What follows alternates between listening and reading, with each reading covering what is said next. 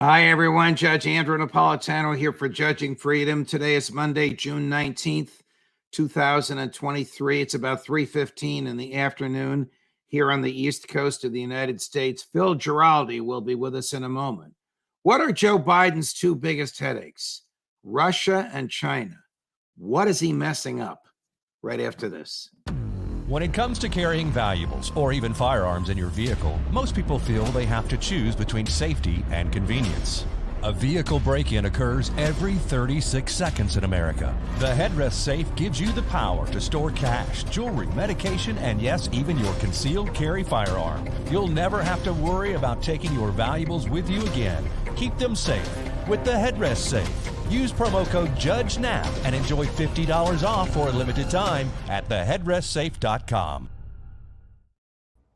Phil, always a pleasure. Thank you for joining us. Do you think that the neocons in the State Department and their colleagues in Western Europe, we know that they want to use Ukraine as a battering ram to drive President Putin from office. But in order to do so, are they willing to break off relations with Russia and sever communications as we almost have done right now? Well, that's a central question to what exactly is going on and what the long-term intentions of U.S. European policymakers are.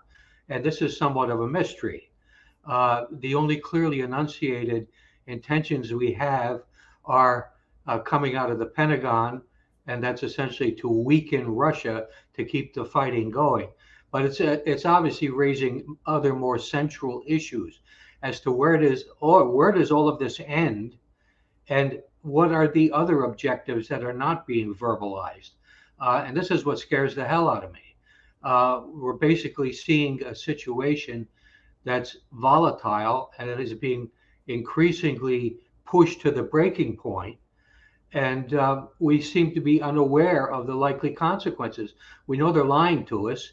Biden has been saying there are no U.S. boots on the ground, but now, of course, we know there are.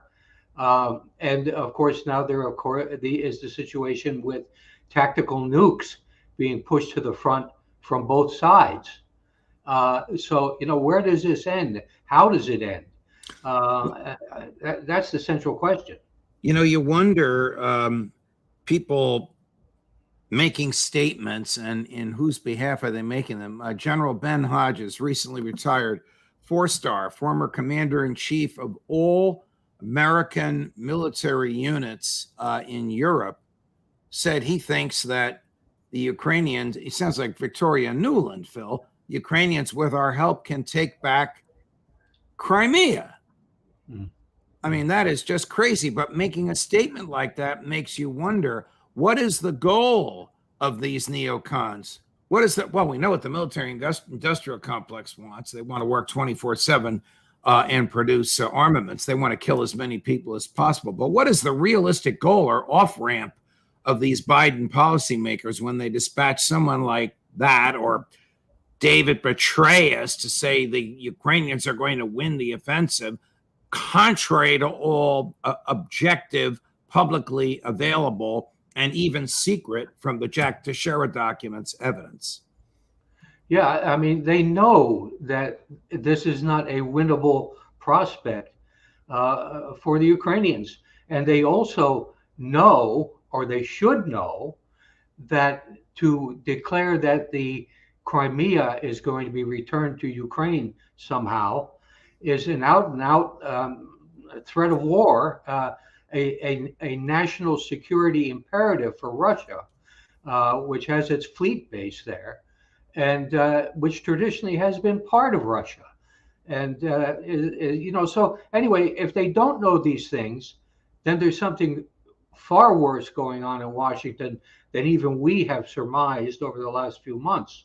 And this is scary stuff. And then you throw China into the hopper, and the rhetoric coming out of Washington about China. This is bipartisan, a lot of it. Yes. Before we get to China, Phil, and I'm glad you brought it up, but here, just to stick with Ukraine and Russia a little bit longer, here's President Putin about he's happy to talk to the U.S. They don't want to talk to him. As for the contacts, we don't have any contacts, practically, but we didn't reject them. If there's a desire to enter into a dialogue with us, they are welcome. It's not us who stopped this dialogue. They moved this dialogue into the sphere of supplying weapons and armory. Okay, we are going to burn all that they have supplied, and then we'll see what we are going to do next. You're killing my soldiers, and now you don't even want to talk to me. Basically, what he's saying. Yeah, I mean, I've heard from numerous sources that the Russian embassy here, which is still open, is basically like an open-air prison in a sense. That it's under constant surveillance by FBI and others, and they've broken off contact with all the normal people that they would have been talking to, like the ambassador.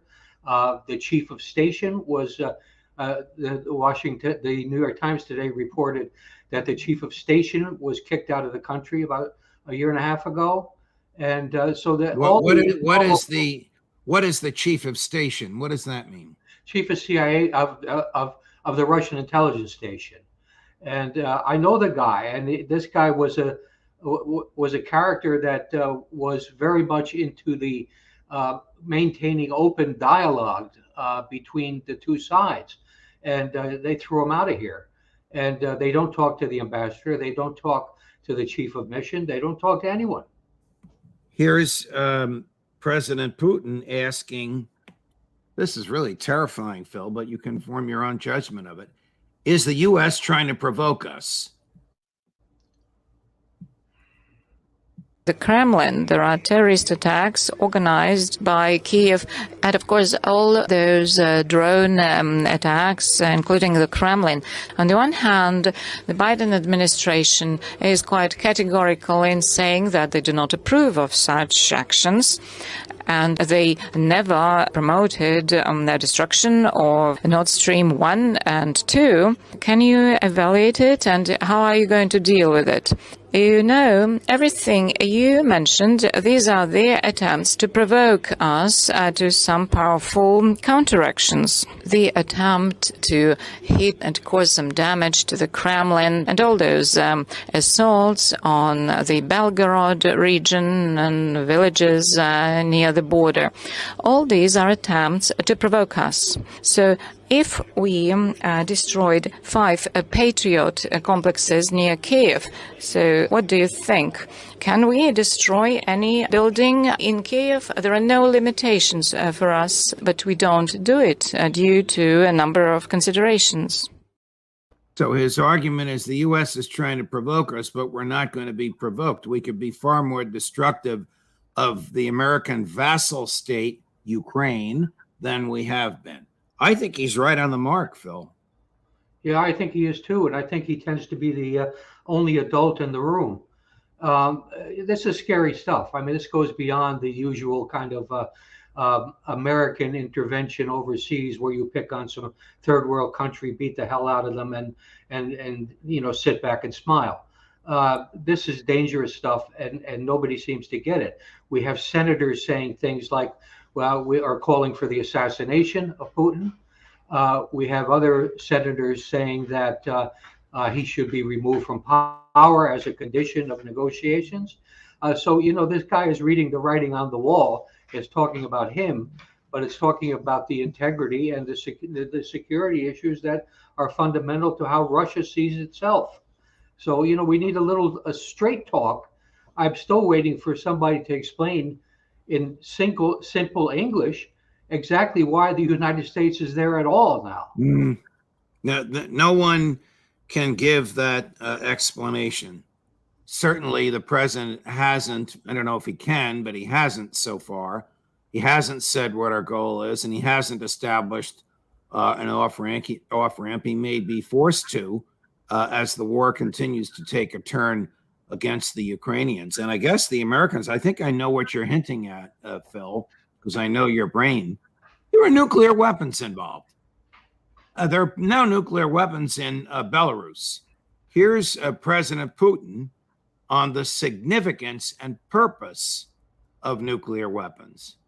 Nuclear weapons have been created to ensure our security in the widest sense of this word and the existence of the Russian state. But firstly, there's no need for that. And, all these discussions and considerations, they reduce the level, the threshold for using such weapons. And secondly, we have more such weapons than the Western countries. And that is why they move us towards beginning these discussions. No way.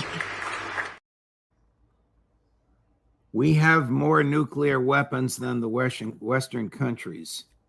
Is that true? And is he including Israel?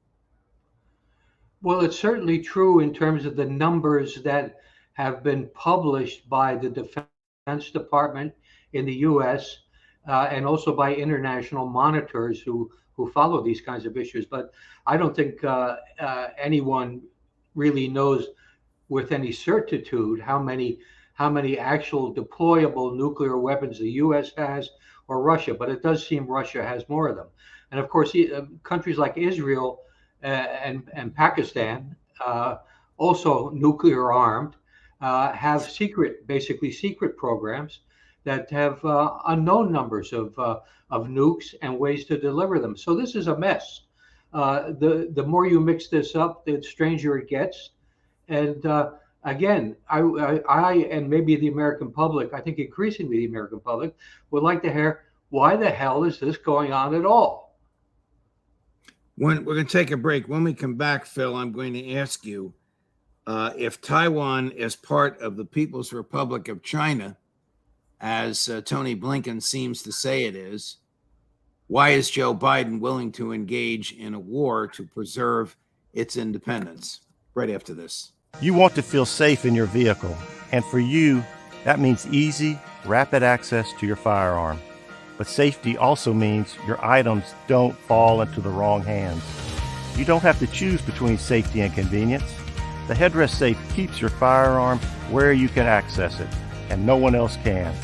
Just order your headrest safe, install it yourself when it arrives, and enjoy peace of mind. It starts at theheadrestsafe.com. Phil Giraldi, is Taiwan a legal part of the People's Republic of China? Yes, it's legally and with the consent of the United States government, part of China, recognized as being part of China. That happened quite some time ago when we normalized our relationship with China. That was one of the conditions. So this debate over Taiwan and how we are going to be defending Taiwan, we'd be defending one province of China against the central government. Tell me how you interpret the following statement from Secretary of State Blinken, which is a small clip from among many statements he made after his 24-hour whirlwind trip to Beijing to try and patch up relations with the Chinese government. Take a listen. We do not support Taiwan independence. We remain opposed to any unilateral changes to the status quo by either side. We continue to expect the peaceful resolution of cross-strait differences. We remain committed to meeting our responsibilities under the Taiwan Relations Act, including making sure that Taiwan has the ability to defend itself. All right, so the Taiwan Relations Act is a federal statute which recognizes that there is one China. This was not just an agreement entered into. I don't even remember when this happened. Jimmy Carter, Gerald Ford, Ronald Reagan, I don't remember. But it's a law that Congress enacted. And when he says cross-strait differences, I assume he's talking about the dispute over the Straits of Taiwan, a body of water that separates Taiwan from China, from mainland China. What are those cross-strait differences of which the Secretary of State speaks? Well, the United States has always asserted that it has complete freedom of the seas to move naval vessels wherever there are international bodies of water, and that would include the Taiwan Straits. Now, the issue is, as far as I understand it, that if China were to completely absorb Taiwan into its government structure, in its national structure, they could declare the Taiwan Straits are part of their coastal waters, and therefore the United States would not be able to cross them. I think this is what the issue is, but it may be more, shall we say, obscure than that. So if Taiwan, if the mainland China decides to use military force to compel Taiwan to recognize its own status as a part of mainland China, should we expect the United States to get involved in that conflagration?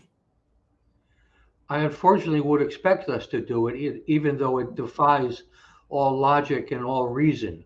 Again, this is an issue like Ukraine. I mean, there's no plausible reason no reason compelling enough to confront China over an issue like this. We have already conceded that that Taiwan is part of China, as was done with Hong Kong some years ago with the British, as you might recall. That eventually transitioned into Hong Kong becoming pretty much fully integrated with mainland China, with all of China, the rest of China. And presumably, this is something that may happen down the road with Taiwan. I'm not sure the Taiwanese even want us to go to war on their behalf, particularly if they're watching what's going on in Ukraine. Here's Scott Pelley of CBS News asking the president a few months ago directly about whether or not the U.S. would get involved with military action. The president gives a one-word answer.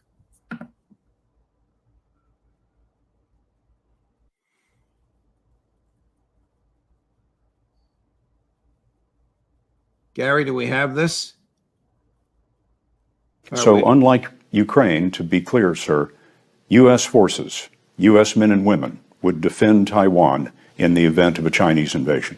Yes.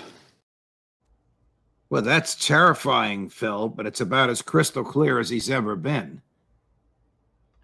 Yeah, I mean, he's talking about troops on the ground. He's not talking about sending howitzers and missiles. Yeah. Well, one can maybe presume that he's delusional at the moment, making that kind of response. It doesn't make any sense to me, because basically, if you're looking for national security issues that are vital to defend by going to war, this ain't one of them. And I don't know what to say. I mean, this man has completely lost it on foreign policy, as far as I'm concerned. Where is he going to find it again? Obviously, Blinken is not going to help him very much. Maybe he'll talk to Victoria Nuland. Oh, good God. There must be a Victoria Nuland of the Far East. I hope not, but there probably is. You mentioned delusional. Does the CIA ever opine on the mental status of the President of the United States, whoever it might be? Well, not as far as I know, but I wasn't far enough up the ladder there for them to include me in that kind of conversation. The director and the deputy directors might well have had those discussions, but I was not privy to them. Do you think it is apparent to the American well, let me ask you this. Does the American intelligence community spy on the president? When Joe and Jill are talking about where are his slippers when he gets up in the morning or when he goes to bed at night, does the American intelligence community hear that? I would have to suspect they might. That's as far as I can go. Okay, I don't expect you to go any further. And with all of our former intelligence community folks that come on here, longtime colleagues of yours, I haven't asked them that question. I'm dying to ask that to McGovern, who will probably have a very colorful answer. If they do, then they must have an opinion on the president's mental status, and they must have passed that opinion on to whoever on their team or above them or below them on the totem pole briefs the president on national security issues. No? Well, no, that's a different issue. I believe, well, I've known some people like Ray who were actual presidential briefers, and they certainly formed a judgment on the intelligence or the interest of the people that they were briefing.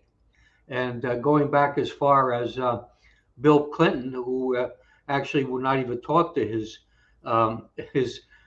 counterpart at the CIA. We also had people like George Bush, who had his own team that basically ignored what the CIA was saying, and I would think that was also true of Donald Trump, who clearly was listening to some people that were providing him with insights. But the fact is, I'm sure they produce judgments, the CIA people, when they get into the White House and talk to the president, and I'm sure they pass this on. When you say George Bush had his own team, to which George Bush are you referring, the father or the son? The son. The son had the neocons in every conceivable position in his administration, many of them in the Pentagon, but also in the White House. Probably all loyal to, acolytes of, and reporting to Dick Cheney. Some of them were, that's certain, but they had their own structures too. They certainly had friends in a lot of the think tanks in Washington, and also in the media. Phil Giraldi, CIA spying on the president. Somehow I'm not surprised. I'm not saying you said it happened, but you gave me a little bit of an opening. Always a pleasure, my dear friend. Thank you for joining us. Thank you for having me on again. Wow. If you like that, like, subscribe, tell your friends. More as we get it. Scott Ritter, Colonel McGregor, Larry Johnson, coming up before the week is out. Judge Napolitano for Judging Freedom. You want to feel safe in your vehicle. With access to your firearm that's both secure and convenient, the Headrest Safe keeps your firearm where you can access it and no one else can. It starts at theheadrestsafe.com.